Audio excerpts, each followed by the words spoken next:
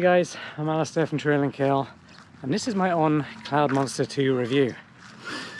So I've already been running in the shoes.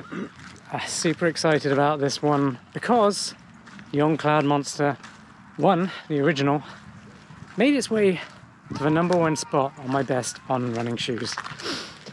So I really wanted to know how this shoe, the Cloudmonster 2, compared to that one.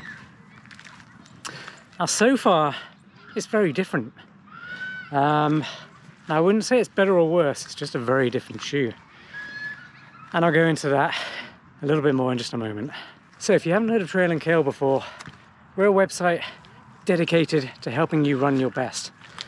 So whether that's through our training plans, our running 101 advice, or our running shoe reviews just like this one, you're gonna get better at running. That's our plan and that's what will happen, I promise. Okay, I'm gonna go over some of the key stats now then. The shoe weighs 10.2 ounces, it's a bit heavier than the previous version. There is a 6mm drop from heel to toe still. I really like the drop.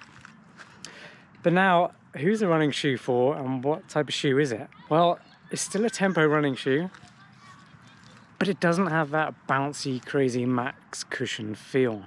It's kind of much more balanced now and there's more support. So if you recall from my previous review of the On Cloudmonster, there was quite a lot of lateral roll, and it was super bouncy. It was super fun shoe. There was nothing like it. But now it just feels a lot safer, and there's nothing that really stands out as an epic shoe. It just feels like every other support shoe, I guess you'd say.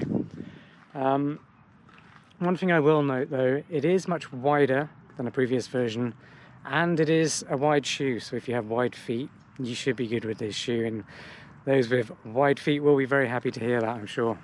If you're enjoying this review, please give it a like and consider subscribing to our channel for more running shoe reviews just like this one. And if you're familiar with the Cloudmonster, you've run in it before, this one or the previous version, drop a comment down below. I want to know your thoughts on that shoe.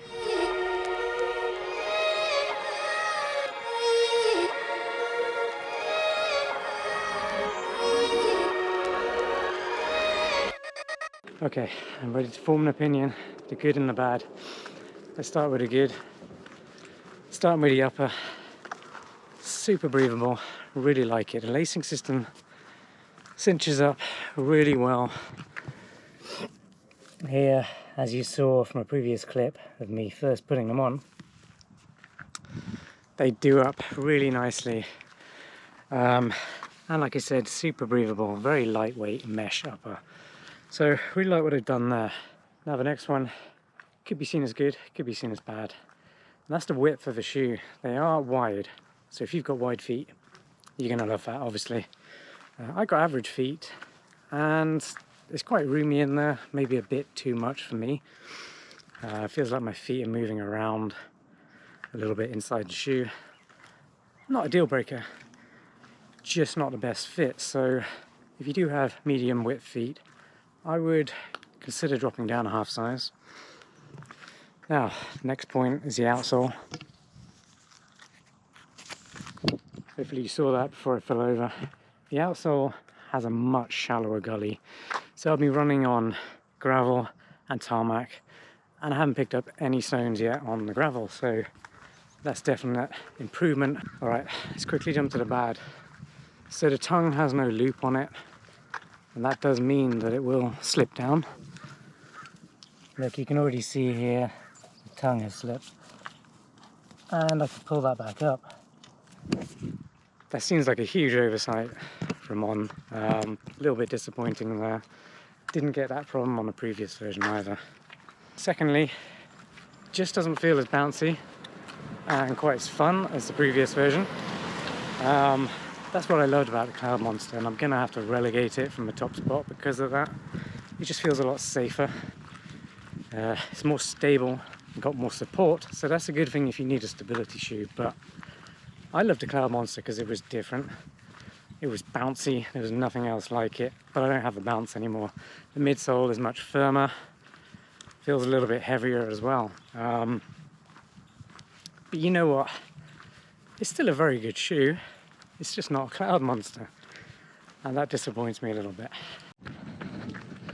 Hey, look who it is. Hey Sebby, enjoy. Alright, I'm going to close out this video before the sunlight goes completely. Right, get my breath. Who are they for? Well, if you're looking for a stable platform, stability-ish running shoe that's wide, has a nice light breathable upper, and a responsive midsole. And by the way, the grip's pretty good. I've been running in some wet areas after our deluge that we've been having in California. I'm going to say they're a responsive, well-balanced midsole. I'm not going to call them maximum cushion like the On running website might want you to believe. It's really not at all. It's well-balanced, but it's not max cushioned. Yes, there's a pretty decent stack height in there, and your feet are protected from that, but you don't get that plush cushioning bounce feel like you did in the original. Now, is it worth the money? Do they present good value for money? Well, for $180, I've got to say no, unfortunately. They're not the On Cloudmonster, the original version. Totally different shoe. So you're paying for a more safe shoe. And if I was to price it, I would put it at probably $140, $150. So that means you should probably go out and buy the original version of a Cloudmonster now, whilst they're still around. And I will also list some alternative running shoes in the description down below for you to go check out as well. Well, thanks for watching. I really hope you enjoyed this review. Give it a like if you did enjoy it. Share it with a friend if you think they'll enjoy it too. And subscribe to our channel for more running shoe reviews just like this one. Thanks again.